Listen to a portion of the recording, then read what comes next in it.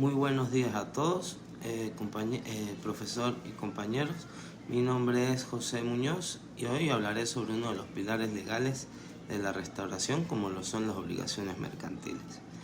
Para iniciar, es fundamental romper un mito muy común en el entorno del emprendimiento acá en Venezuela: la falsa creencia de que el éxito de un restaurante depende exclusivamente de la sazón del chef, de la belleza del local o de la campaña de marketing agresiva en redes sociales.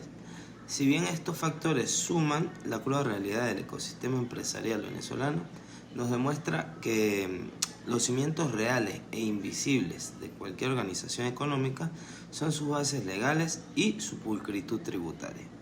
Como bien señalan las investigaciones sobre el comportamiento del comerciante venezolano, un alarmante porcentaje de empresas o restaurantes inician operaciones de manera irregular, actuando de hecho pero no de derecho, postergando la formalización y evadiendo el pago de tasas fiscales debido al desconocimiento o a la informalidad institucional. Esto tarde o temprano conduce a sanciones altamente catastróficas. El propósito de esta exposición es dotarnos de las herramientas administrativas y legales para evitar este destino para nuestra empresa o para la empresa que estemos trabajando.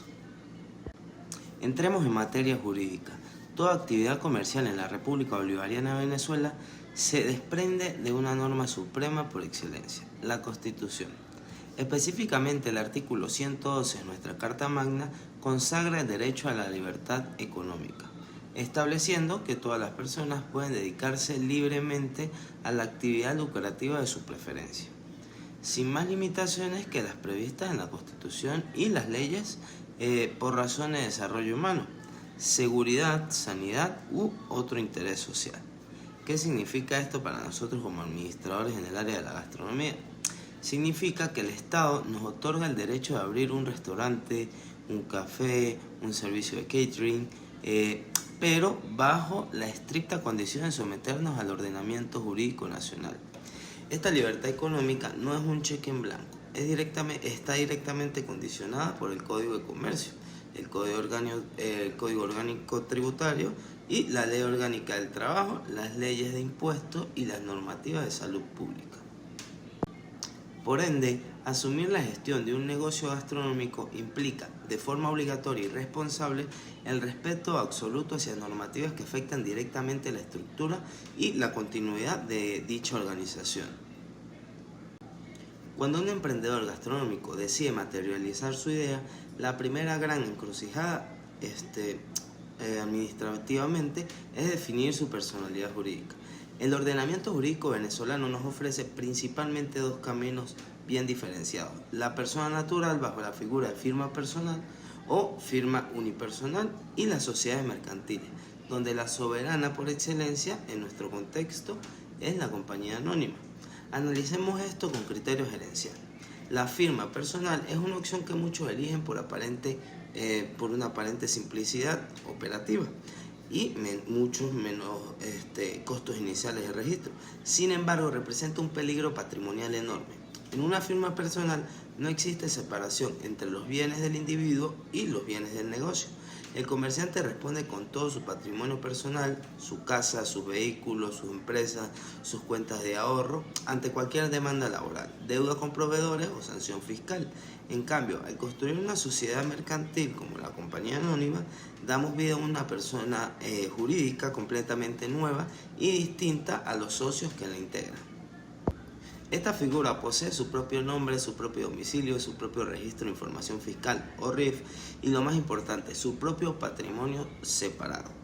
Los socios limitan su responsabilidad exclusivamente al monto de las acciones que han aportado a la compañía.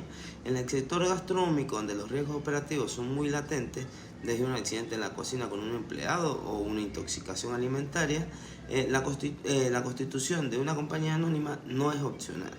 Es la armadura de protección patrimonial indispensable para todos los inversionistas de dicha empresa. Una vez seleccionada la figura de compañía anónima, se inicia el proceso de constitución formal ante el registro mercantil correspondiente, adscrito al SAREM. Esto no es un trámite expedito, es un proceso cronológico que requiere de precisión quirúrgica. El primer hito es la búsqueda y reserva de nombre. Consiste en verificar en el sistema, que el nombre que deseamos para nuestro restaurante no esté ya registrado por otra empresa, así evitamos la competencia desleal y el plagio de marca. Una vez sea aprobado y pagado los aranceles correspondientes, pasamos al segundo hito, la redacción del documento constitutivo. Este documento es el contrato social, el ADN de la empresa. Debe ser redactado y visado obligatoriamente por un abogado en ejercicio.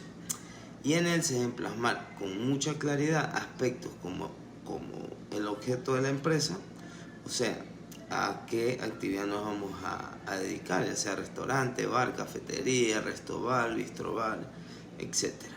El capital social aportado a la distribución de las acciones entre los socios, las facultades de junta directiva y las reglas de movilización de cuentas bancarias. Posteriormente se procede a demostrar el aporte del capital social, ya sea mediante un depósito bancario en una cuenta en formación o a través de un inventario de bienes inmuebles, como son cocinas, refrigeradores o mobiliario en general, auditado por un contador público o colegiado. Finalmente, tras la revisión del registrador, el pago de los derechos de registro y el acto formal de dicha firma, la empresa adquiere existencia legal y publicidad ante terceros. A partir de este momento se cuenta con un lapso máximo de 15 días para realizar la publicación mercantil en un periódico de circulación legal. El incumplimiento de estas formalidades estipuladas en los artículos de 211 al 215 del Código de Comercio da origen a lo que la jurisprudencia denomina sociedades irregulares o de hecho, las cuales carecen de personalidad jurídica plena frente a terceros y acarrean la responsabilidad solidaria e ilimitada de los administradores. Habiendo nacido legalmente la empresa, el Código de Comercio impone en su artículo 32 la segunda gran obligación inicial para todo comerciante, la contabilidad mercantil. La contabilidad no debe verse como un simple requerimiento para calcular cuántos impuestos pagar, sino como el registro sistemático, cronológico y ordenado de todas las transacciones diarias de la organización. Indispensable para evaluar su salud financiera, la ley mercantil venezolana obliga taxativamente a llevar 3 libros contables principales, los cuales deben estar encuadernados, foliados y debidamente sellados por el registro mercantil antes de asentar la primera operación. Estos son el libro diario, el libro mayor y el libro de inventarios. En el libro diario se registran día a día de forma pormenorizada los asientos de compra de materia prima, ventas diarias del restaurante, pago de nómina y gastos operativos.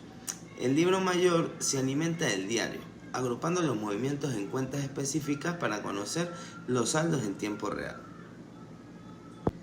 El libro de inventarios refleja el balance general, inicial y los estados financieros de cierre de cada ejercicio económico, mostrando un retrato fiel de los activos, pasivos y el patrimonio neto de nuestra empresa.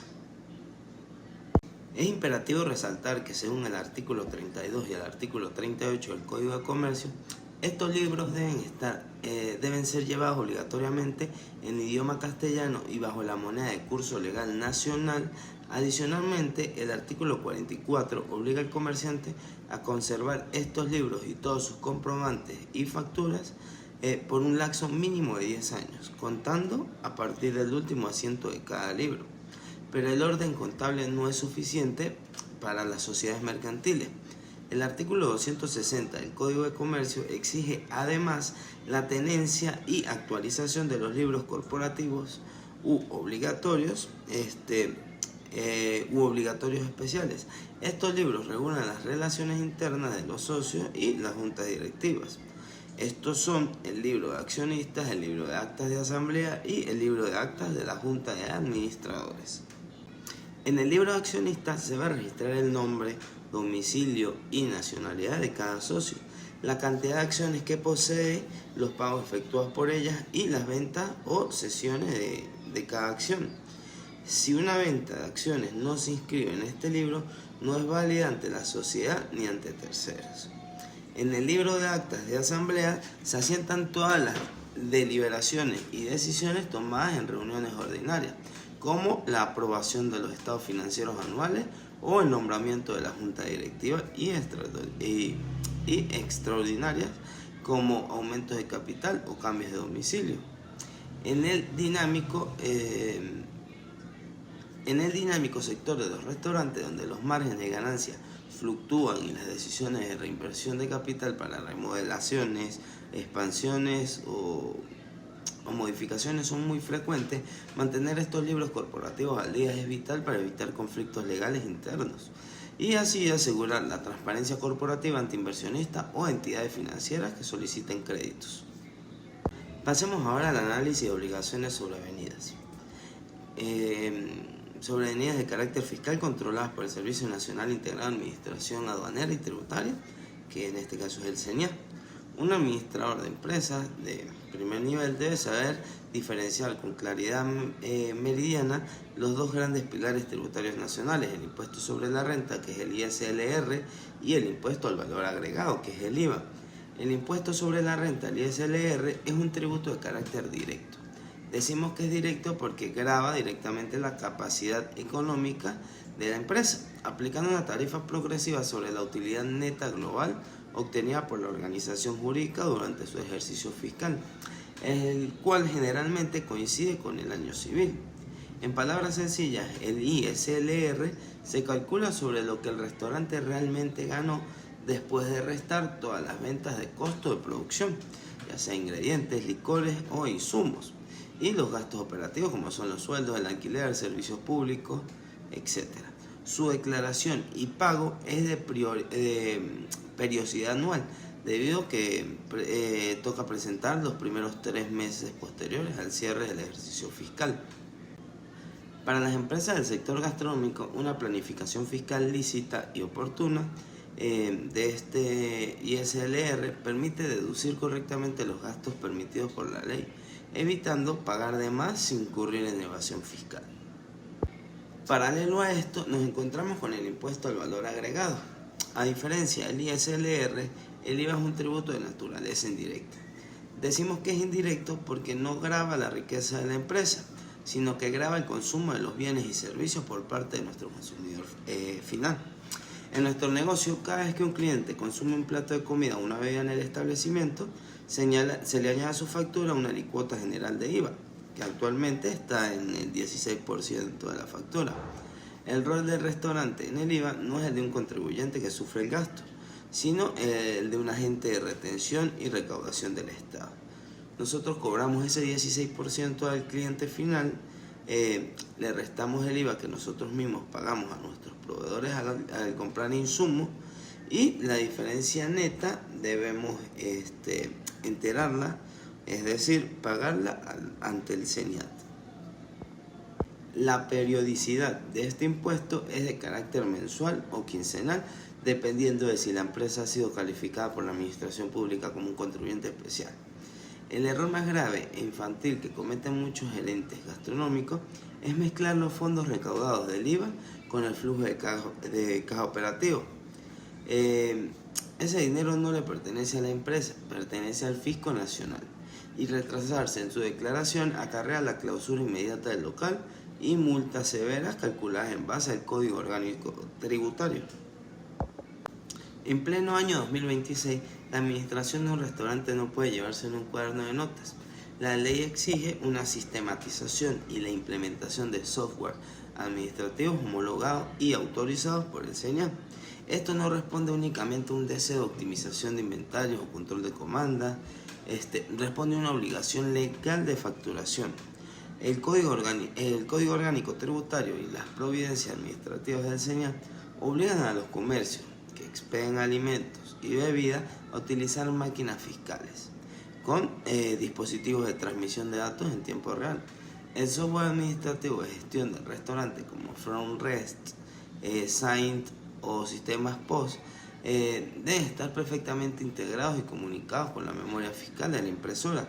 Cada factura emitida debe generar un reporte Z al final de cada día de venta. Omitir la emisión de facturas legales, no poseer la máquina fiscal operativa o alterar los sistemas informáticos constituye un ilícito material y formal gravísimo que el artículo 102 y 104 del Código Orgánico Tributario sanciona con penalizaciones pecuniarias severas que van desde 25 hasta 250 unidades tributarias por cada nueva infracción acompañada del cierre del establecimiento por hasta 10 días continuos. Avancemos al cuarto gran bloque del análisis. Las obligaciones laborales derivadas de la relación de trabajo reguladas por la Ley Orgánica del Trabajo, los trabajadores y las trabajadoras. La industria de la hospitalidad y la restauración es de las que más empleo intenso genera. Contamos con personal de cocina, chef, cocineros, lavaplatos, steward, etc. y personal de sala como lo son los mesoneros, cajeros, barman y paremos de contar. El artículo 133 de la Ley Orgánica del Trabajo define con claridad meridiana el salario, estableciendo que se entiende por tal la remuneración, provecho o ventaja, cualquiera que sea su denominación o método de cálculo, que corresponde al trabajador por la prestación de sus servicios, incluyendo las comisiones, primas, gratificaciones y bonificaciones de carácter salarial. En los restaurantes es común el uso de esquemas de incentivos o bonos por rendimiento, pero la gerencia debe conocer con exactitud cuáles de estos conceptos integran el salario normal para el cálculo correcto de los beneficios laborales y renunciables, tales como son las vacaciones, las utilidades anuales y las prestaciones por antigüedad.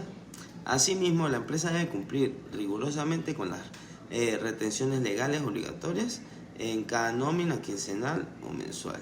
Estas retenciones, según lo estipulado en la ley que comprende los aportes patronales y de los trabajadores hacia el Seguro Social obligatorio, el IBSS, el régimen prestacional de vivienda y hábitat, BANAVI, y el Instituto Nacional de Capacitación y Educación Socialista, que es el INSES. Ignorar estos pagos vulnera los derechos del trabajador y expone a la organización a demandas entre los tribunales laborales e inspecciones punitivas por parte del Ministerio de Trabajo.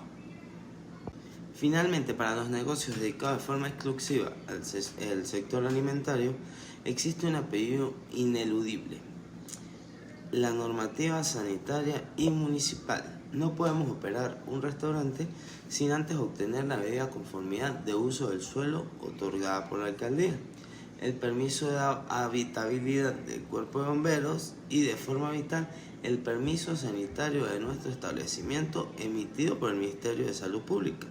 Estos permisos exigen que toda la infraestructura de la cocina cumpla con estrictas normas de higiene y almacenamiento, ya sea a temperaturas adecuadas, trampas de grasa operativas, el control de plagas obligatorio. Paralelamente, cada miembro del personal que manipula alimentos debe poseer su curso de manipulación de alimentos y su certificado de salud vigente. En caso de ofrecer productos del mar, se debe tramitar la permisología específica ante organismos reguladores como son el ISOPESCA. Esto no es solo para evitar multa, es una promesa de seguridad para la vida de nuestros comensales.